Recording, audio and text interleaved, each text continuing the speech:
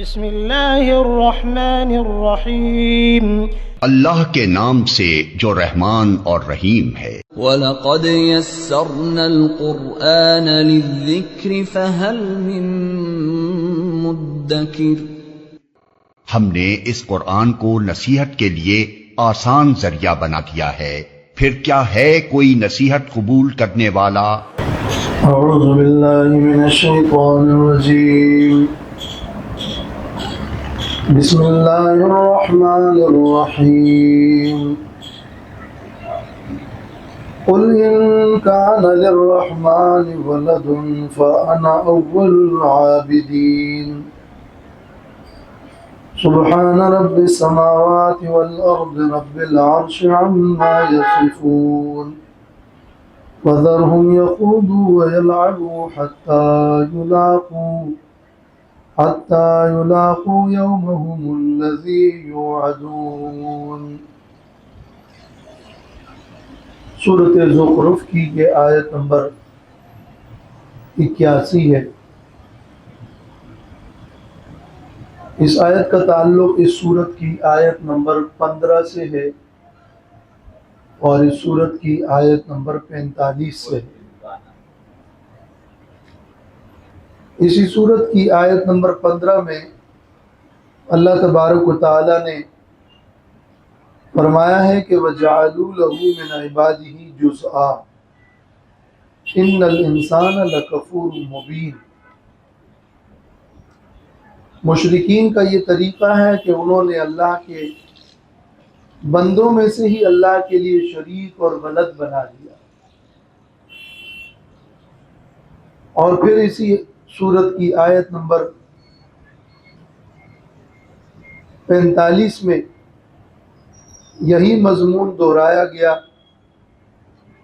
فرمایا کہ وَاسْأَلْ مَنْ أَرْسَلْنَا مِنْ قَبْلِكَ مِنْ رُسُلِنَا أَجْعَلْنَا مِنْ دُونِ الرَّحْمَنِ آلِهَةً يُعْبَدُونَ، کیا ہم نے رحمان کے علاوہ معبود بنائے ہیں؟ پچھلے رسولوں سے پوچھیے۔ تو اس آیت میں فرمایا کہہ دیجئے اے پیغمبر، ان کان للرحمن ولد، اگر رحمان کے لیے کوئی ولد ہوتا، فانا اول العابدین، تو میں سب سے پہلے اس کی عبادت کرنے والوں میں ہوتا۔ لیکن رحمان کے لیے کوئی ولد نہیں اور میں بھی کسی غیر اللہ کی بندگی کرنے والا نہیں۔ مطلب یہ ہے کہ میں جو یہ دعویٰ کرتا ہوں اور یہ جو میری دعوت ہے کہ رحمان کے لیے کوئی ولد نہیں، یہ کہنا میرا ضد و عناد پر مبنی نہیں ہے، اور یہ کہنا میرا کوئی محض انکار نہیں ہے، بلکہ یہ بالکل واقعی حقیقت ہے کہ رحمان کے لیے کوئی ولد نہیں۔ ورنہ اگر حقیقت حال یہ ہوتی کہ رحمان کا کوئی ولد ہے تو پھر تو میں اللہ کا پیغمبر اور اللہ کا نبی ہوں، اللہ کا سب سے مقرب ہوں اور اللہ تعالیٰ کا سب سے زیادہ اطاعت گزار اور فرما بردار ہوں۔ تو اگر حقیقت یہ ہوتی کہ رب کا اور اللہ کا کوئی ولد ہوتا اور اللہ ہی کا حکم تھا کہ اس ولد کی بندگی کرو، تو اللہ کے قرب اور اللہ کی اطاعت میں تم سب سے آگے ہوں، تو اس ولد کی عبادت کرنے والا بھی میں ہوتا اور اس کا حکم بھی تمہیں میں دیتا۔ لیکن جب میں یہی دعوت دے رہا ہوں کہ ایک اللہ کی بندگی اور عبادت کرو اور اللہ کے لیے کوئی ولد نہیں، تو یہ بالکل حقیقت ہے اور یہ محض کوئی انکار یا کوئی ضد نہیں ہے۔ اس آیت میں ان کان للرحمن ولد ایک شرط ہے، اگر رحمان کے لیے ولد ہوتا، اور فانا اول العابدین اس کے لیے جزا ہے اور جملہ شرطیہ ہے۔ تفسیر ابن کثیر میں ہے والشرط لا يلزم منه الوقوع ولا الجواز ايضا. شرط کا مطلب یہ نہیں ہوتا کہ اس کام کا واقع ہونا ضروری ہے یا اس کا امکان موجود ہے. لہذا اگر رحمان کے لیے ولد ہوتا تو میں سب سے پہلے اس کی عبادت کرنے والا ہوتا، لیکن رحمان کے لیے ولد نہیں تو میں عبادت کرنے والا نہیں، اور میں عبادت کرنے والا نہیں تو رحمان کے لیے ولد نہیں. یہ دونوں کی نفی ہے، اور دونوں کے وقوع کی کیا نفی کہ امکان کی بھی نفی ہے. لہذا اس جملے سے کسی کو اگر یہ وہم ہوتا ہو کہ جب یہ شرطیہ طور پر کہہ دیا کہ اگر ہوتا تو میں عبادت کرنے والا ہوتا، تو اس سے گویا کہ اس کے امکان کا پتہ چلتا ہے، اور یہ تو ایک قسم کا شرک ہے، اور اس میں پھر شکوک اور شبہات پیدا کرنے کی جو کوشش کی گئی جملوں سے، اس سب کو امام ابن کثیر نے رد کر دیا کہ شرط وہ وقوع اور جواز کو مستلزم نہیں. لہذا اگر شرطیہ جملہ ہے تو اس میں گویا اس شرط کی بھی نفی ہے. تالی اور مقدم اس جملے کے اندر نفی دونوں ہے. جیسے کہ اللہ تعالیٰ نے فرمایا ہے کہ لو اراد اللہ ان یتخذ ولدا لاصطفى مما یخلق ما یشاء. اگر اللہ کسی ولد کا ارادہ کرتا تو اپنی طرف سے خود ہی بتا دیتا یا پسند کر دیتا جس کو چاہتا اپنی مخلوق میں، لیکن ایسا کوئی ارادہ نہیں اور کوئی ولد نہیں. اس اشکال سے بچنے کے لیے بعض نے اس ان کان للرحمن میں ان کو نافیہ قرار دیا کہ ان شرطیہ نہیں ہے، بلکہ معنی یہ ہے کہہ دیجئے ان کان للرحمن ولد، نہیں ہے رحمان کے لیے ولد. اور بعض نے انا اول العابدین میں عابدین کے لفظ کا معنی کیا ہے کہ یہ جو عابدین ہے یہ عابدہ یعبدو باب سمیعہ. باب سمیعہ سے اس کا ایک معنی نفرت کرنا بھی ہے. تو اگر رحمان کے لیے ولد ہوتا تو میں سب سے پہلے نفرت کرتا، اور رحمان کے لیے کوئی ولد نہیں ہے. یہ تعویلات کرنے کی چندہ حاجت نہیں ہے، بلکہ اس جملے میں کسی قسم کا کوئی شائبہ ہی نہیں ہے، بلکہ یہ بیان کرنا مقصد ہے کہ غیر اللہ کے لیے ولد ثابت نہیں. اگر ولد ثابت ہوتا تو میں اس کا اقرار بھی کرتا اور عبادت بھی کرتا. میں حق کا انکار کرنے والا نہیں ہوں، لیکن میں جب عبادت نہیں کرتا تو اس کا مطلب یہی ہے کہ ولد نہیں. تو یہی تفسیر بالکل واضح اور راجح. سبحان رب السماوات والارض رب العرش عما یصفون. پاک ہے رب آسمانوں کا اور زمین کا، اور جو رب ہے عرش کا. عما یصفون، ان باتوں سے جن کو یہ لوگ بیان کرتے ہیں. اللہ تعالیٰ پاک ہے، اللہ کے لیے کوئی ولد نہیں. ولد کی ضرورت تو اس کو ہو جو محتاج ہو، اور اللہ کو احتیاج کوئی نہیں. وہ تو خود رب ہے، آسمانوں کا رب ہے، زمین کا رب ہے، عرش کا رب ہے. تو یہ لوگ اللہ کی طرف جو اولاد کی اور ولد کی نسبت کرتے ہیں، اس بیان سے اللہ پاک ہے.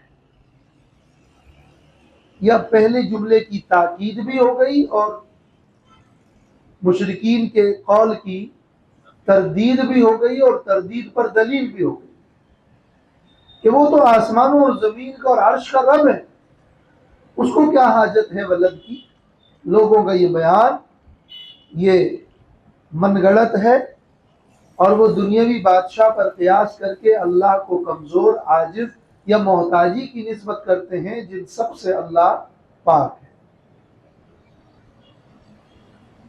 فَذَرْهُمْ يَخُوضُوا وَيَلْعَبُوا حَتَّى يُلَاقُوا يَوْمَهُمُ الَّذِي يُوعَدُونَ، تو چھوڑ دیجئے ان کو، یخوضوا کہ یہ مشغول ہو جائیں، مشغول رہیں، وَيَلْعَبُوا اور کھیلتے رہیں،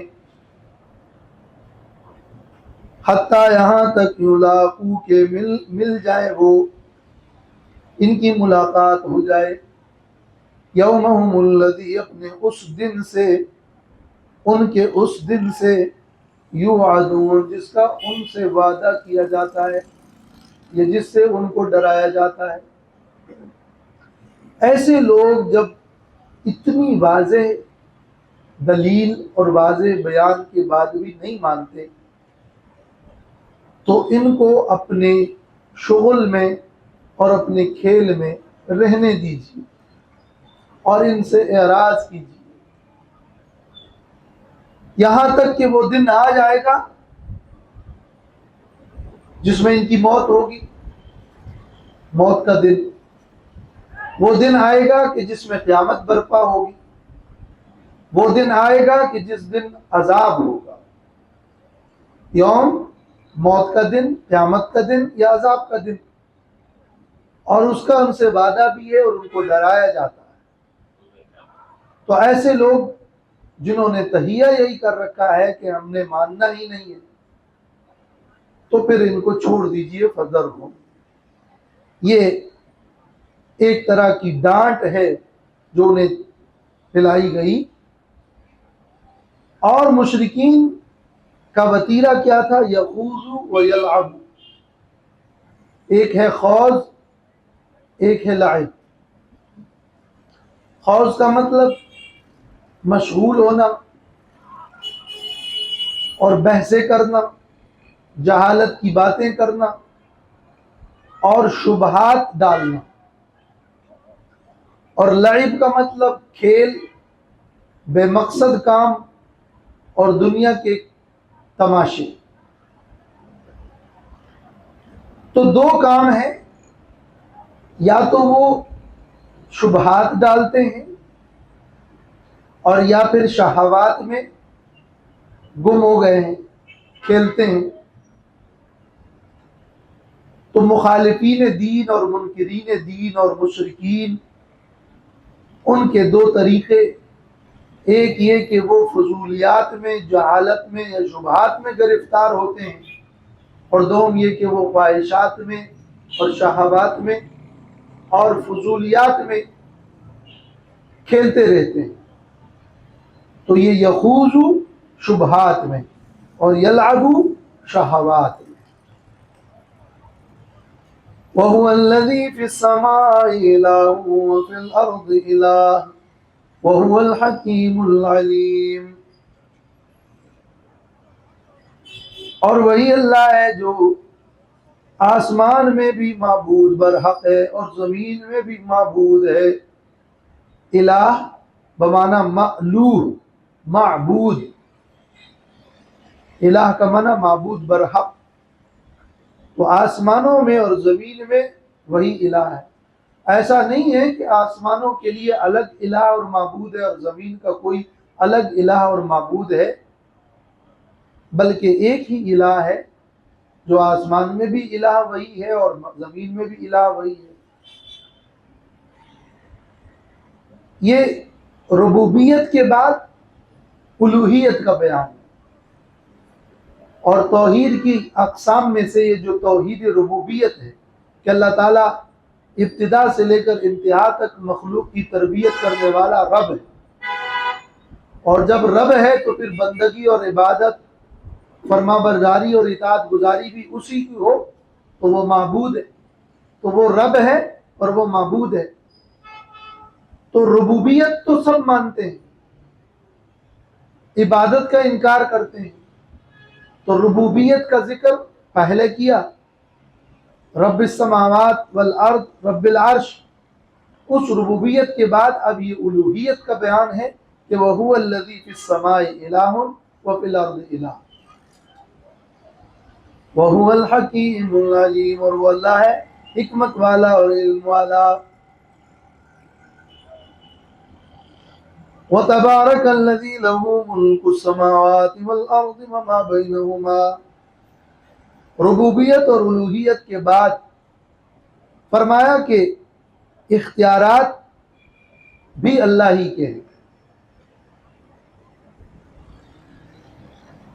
مشرکین کا یہ عقیدہ کہ بعض اختیارات غیر اللہ کو دیے گئے ہیں، اس کی تردید۔ وَتَبَارَكَ الَّذِي، اور برکت والا ہے وہ اللہ، لَهُ مُلْكُ السَّمَاوَاتِ وَالْأَرْضِ، اللہ ہی کے لیے ہے بادشاہی، اختیارات آسمانوں اور زمین کی، وَمَا بَيْنَهُمَا، اور جو ان کے درمیان ہے، سب اختیارات اس اللہ کے پاس ہے۔ اور آسمان زمین اور اس کے درمیان جو کچھ ہے، جن و انس ہے یا شجر و حجر ہے یا انبیاء اور اولیاء ہے، یہ سب اس اللہ ہی کے اختیار میں ہے، اور تو برکت بھی اس کے پاس ہے۔ تو برکت اور اختیار، ان دو مضامین توحید کا بھی اس آیت میں ذکر ہے۔ تو ساتھ ساتھ میں پھر اللہ کی کے علم کا ذکر ہے، وَعِندَهُ عِلْمُ السَّاعَةِ، اور اس اللہ کے پاس ہی ہے قیامت کا علم، اور جب علم ہوتا ہے تو پھر قدرت بھی ہے۔ وَإِلَيْهِ تُرْجَعُونَ، اس اللہ ہی کی طرف تم لوٹائے جاؤ گے۔ وَلَا يَمْلِكُ الَّذِينَ يَدْعُونَ مِن دُونِهِ الشَّفَاعَةَ إِلَّا مَنْ شَهِدَ بِالْحَقِّ وَهُمْ يَعْلَمُونَ۔ اب یہ شرک کی تردید میں اصل مرکزی آیت، جو ابتدا سے مضمون یہی ہے کہ اللہ کے لیے کوئی ولد نہیں، کہ وہ رب ہے، وہ الہ ہے، وہی مبارک ہے، اور اسی کے لیے اختیارات اور علم ہے۔ تو فرمایا کہ اختیارات غیر اللہ کو حاصل نہیں۔ غیر اللہ کے لیے اختیارات، مشرکین کے دو طرح کے اعتقادات تھے۔ ایک عقیدہ تو یہ تھا کہ دنیا میں بہت سارے کاموں کا اختیار، ہمارے کام بنانے بگاڑنے کا اختیار غیر اللہ کے پاس ہے۔ اس کی بھی قرآن مجید نے جا بجا نفی کی ہے، لیکن یہاں اب اس آیت میں جو نفی ہو رہی ہے وہ آخرت میں ان کے معبودان باطلہ کی شفاعت کی نفی ہے، کہ اگر ان کا یہ خیال ہے کہ ہم فلاں فلاں کی بندگی و عبادت کرتے ہیں، وہ ہماری شفاعت کریں گے، اور ان کی شفاعت ٹل نہیں سکتی، لہٰذا ہم جیسے بھی ہوں ان کو راضی رکھیں گے تو ہماری نجات کے لیے یہ کافی ہے۔ فرمایا وَلَا يَمْلِكُ الَّذِينَ يَدْعُونَ مِن دُونِهِ الشَّفَاعَةَ، اور نہیں اختیار رکھتے وہ معبود جن کو یہ پکارتے ہیں اللہ کے علاوہ، اللہ کے علاوہ جن معبودوں کو یہ پکارتے ہیں وہ شفاعت کا اختیار نہیں رکھتے۔ ان کے بت یا ان کے معبودان باطلہ وہ مراد ہے۔ ہاں اس میں سے استثناء ہے، الا من شہد بالحق وهم يعلمون، مگر جو حق کی گواہی دیتے ہیں، وہ معبود جو حق کی گواہی دیتے ہیں ان کی سفارش اور شفاعت برحق ہے۔ اب معبودان باطلہ یا مشرکین کے معبود، وہ ایک تو وہ تھے کہ جو شفاعت بالکل ہی نہیں کر سکتے، جیسے بت ہیں، تو وَلَا يَمْلِكُ الَّذِينَ يَدْعُونَ میں ان کی نفی ہو گئی، اور إِلَّا مَنْ شَهِدَ بِالْحَقِّ یہ پھر استثناء منقطع ہے، یعنی ما قبل کے مضمون میں جن کی نفی ہے،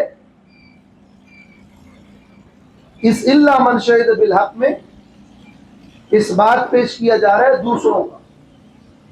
کچھ معبود ان کے وہ ہیں کہ جو ملائکہ ہیں یا عیسیٰ علیہ السلام ہیں یا عزیر علیہ السلام ہیں ان کی شفاعت تو ثابت ہے.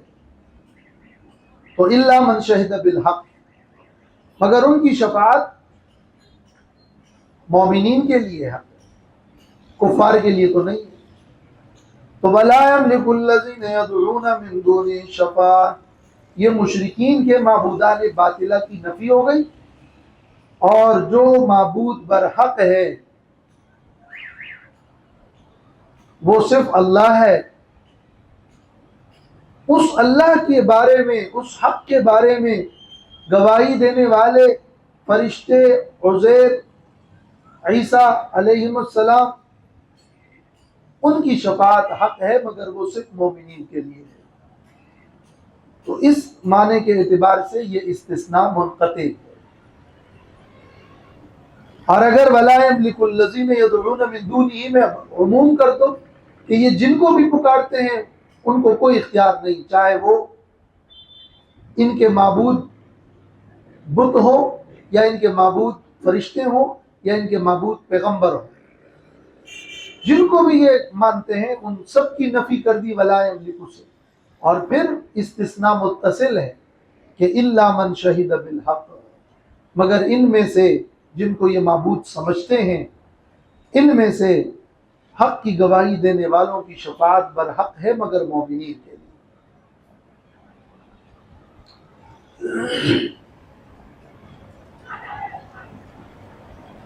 تو یدعون من دونہ شفاعہ میں یدعونہ اصل یوں ہے، نہیں اختیار رکھتے وہ یدعونہ جن کو، یا یدعونہم جن کو یہ پکارتے ہیں، من دونہ اللہ کے علاوہ، الشفاعت شفاعت کرنے کا.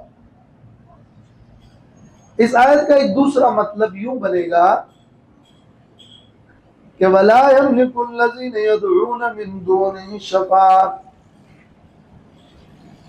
اور نہیں اختیار رکھتے وہ جن کو یہ پکارتے ہیں اللہ کے علاوہ سفارش کی، الا من یعنی الا لمن، کسی کے لیے بھی اختیار نہیں رکھتے مگر اس کے لیے ان کے معبود اختیار رکھتے ہیں، جو معبودان فرشتوں یا پیغمبروں کی صورت میں ہے وہ اختیار رکھتے ہیں.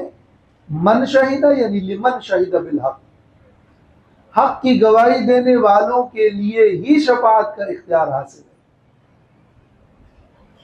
وَهُمْ يَعْلَمُونَ، وَهُمْ يَعْلَمُونَ، اور وہ معبود جن کو یہ معبود خیال کرتے ہیں، وَهُمْ يَعْلَمُونَ، اور وہ جانتے ہیں، مشبوہ اور جن کے لیے وہ شفاعت کریں گے ان کے حال کو علامات سے یا اللہ کی طرف سے خبر کے ذریعے ان کو معلوم ہوگا کہ یہ وہ لوگ ہیں جو حق کی گواہی دینے والے تھے، تو ان کے لیے وہ شفاعت کریں گے. اور جو غیر اللہ کی بندگی کرنے والے مشرکین تھے ان کے لیے کوئی شفاعت نہیں. یا وَهُمْ يَعْلَمُونَ کا مطلب یہ ہے کہ جو حق کی گواہی دیتے ہیں اور وہ علم بھی رکھتے ہیں. گویا کہ دو چیزیں، ایک ہے حق کی گواہی اور ایک ہے علم.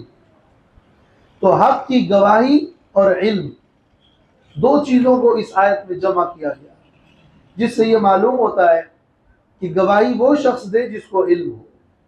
ایک تو یہ قانون شہادت کا معلوم ہوا، جس کو علم نہیں وہ گواہی نہ دے، اور اس شخص کی گواہی کا کوئی اعتبار نہیں جس کو علم کوئی نہیں.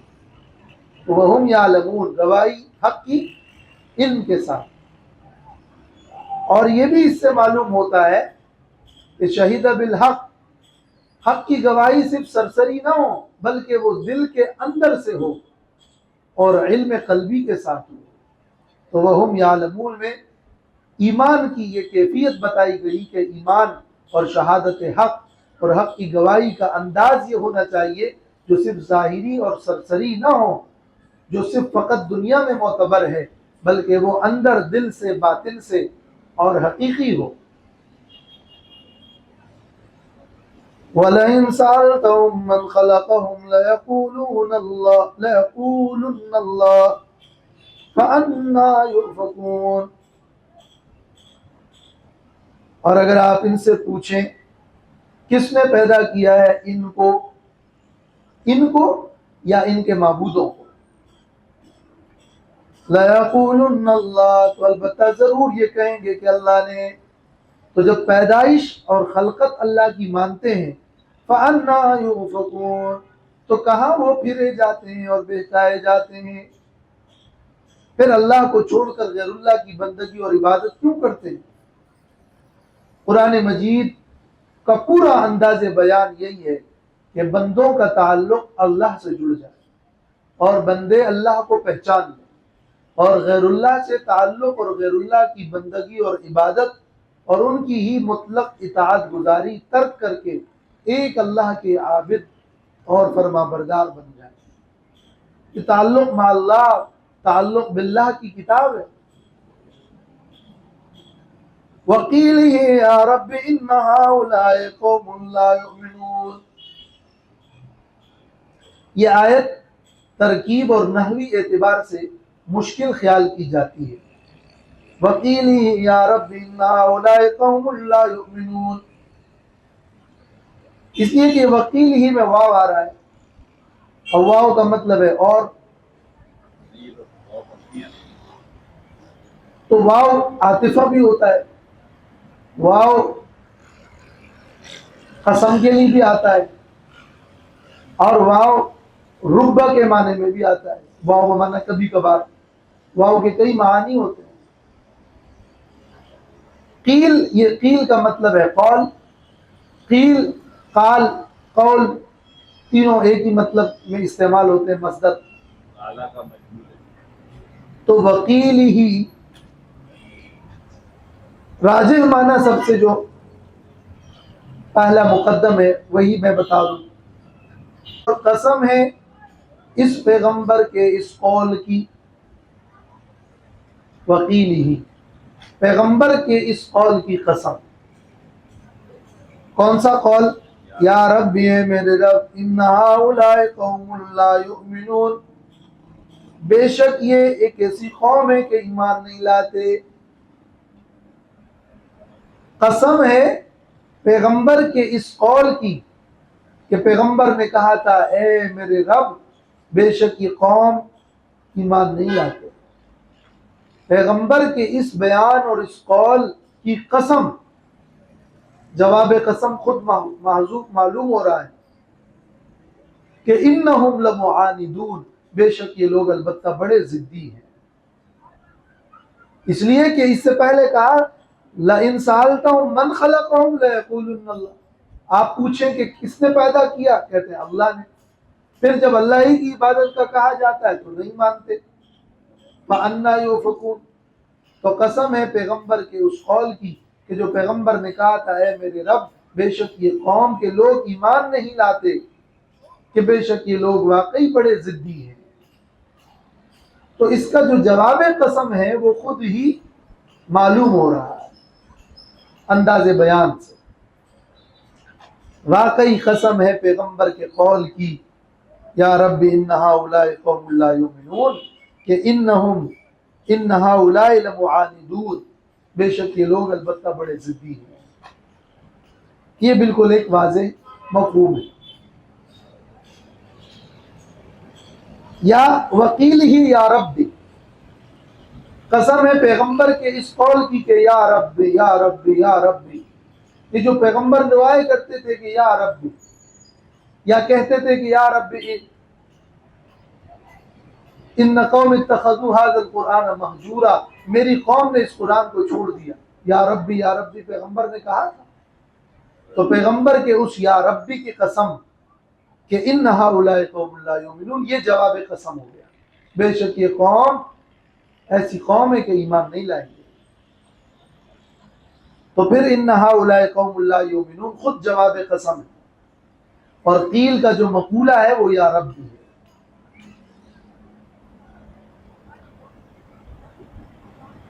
کچھ لوگوں نے اس واو کو عاطفہ مانا ہے اور وہ وعنده علم الساعہ پر عاطف کیا ہے۔ وعنده علم الساعہ، اللہ کے پاس ہی ہے قیامت کا علم۔ وقیل ہی، اور پیغمبر کے اس قول کا بھی علم اللہ کے پاس ہے کہ یا رب ان ہؤلاء قوم لا یؤمنون، لیکن وہ دور ہے. عطف معطوف علیہ میں اتنا فاصلہ یہ بعید ہوتا ہے، تو وہ اتنا راجح قول نہیں.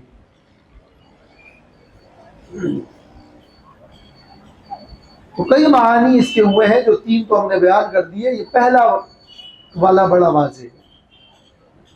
فَاصْفَحْ عَنْهُمْ، میں پیغمبر ان سے درگزر کیجئے، ان کی محبت سے، ان کے سب و شتم سے، ان کی تضحیق و استہزاء سے اعراض کیجئے. وَقُلْ سلام، اور کہہ دیجئے سلام. یہ سلام السلام علیکم نہیں ہے، بلکہ یہ سلام تودیع اور سلام متارکت ہے، یعنی ان کو چھوڑ دو، ترک کر دو. وَسَوْفَ يَعْلَمُونَ، قریب لوگ جان لیں گے کہ ایمان نہ لانے کا انجام کیا ہوا. اور اشارہ ہے عذاب کی طرف کہ قریب ایک وقت آئے گا کہ جب وہ رب کی پکڑ میں آئیں گے تو پھر جان لیں گے.